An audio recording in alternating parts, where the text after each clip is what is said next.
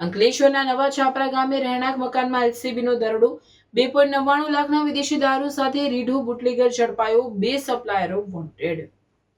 Bharuch local crime બ્રાન્ચની ટીમે અંકલેશ્વર શહેર ડિવિઝન પોલીસ સ્ટેશન વિસ્તારમાં પેટ્રોલિંગ દરમિયાન મળેલી ચોક્કસ બાતમીના આધારે નવા છાપરા ગામના પટેલ ફળિયામાં રહેતા વિઘ્નેશ ઉર્ફે વિઘ્નેશભાઈ રાજુભાઈ વસાવાના મકાનમાં પ્રોહિબિશન રેડ કરી દારૂનો મોટો જથ્થો ઝડપી પાડ્યો છે.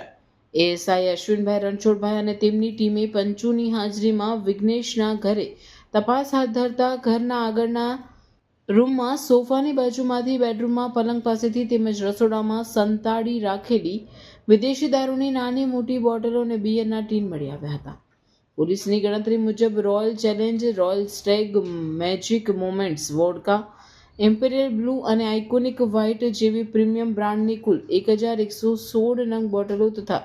બિયર ટીન મળી કુલ 2,99,475નો દારૂનો જથ્થો જપ્ત કરવામાં આવ્યો હતો.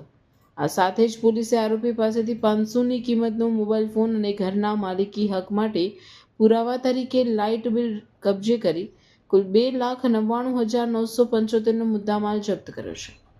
પકડાયેલા આરોપી વિઘ્નેશ વસાવાની પ્રાથમિક પૂછપરછમાં ચોંકાવનારી વિગતો બહાર આવી છે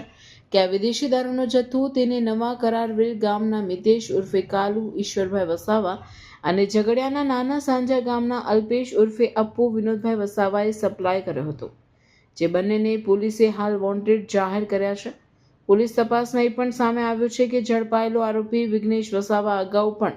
અંકલેશ્વરના વિવિધ પોલીસ મથકોમાં 7 જેટલા પ્રોહિબિશનના ગુનાઓમાં ઝડપાઈ ચૂક્યો છે અને તેની વિરુદ્ધ નામદાર કોર્ટમાં ચાર્જશીટ પણ થયેલી છે. વારંવાર જેલ જવા છતાં આરોપીએ પોતાની સંગઠિત અસામાજિક પ્રવૃત્તિઓ ચાલુ રાખી હોવાનું જણાવતા પોલીસે તેની સામે પ્રોહિબિશન એક્ટની વિવિધ કલમો સહિત ભારતીય ન્યાય સંહિતાની કલમ 112(2) હેઠળ ગુનો નોંધી કાયદેસરની તપાસ હાથ ધરી છે.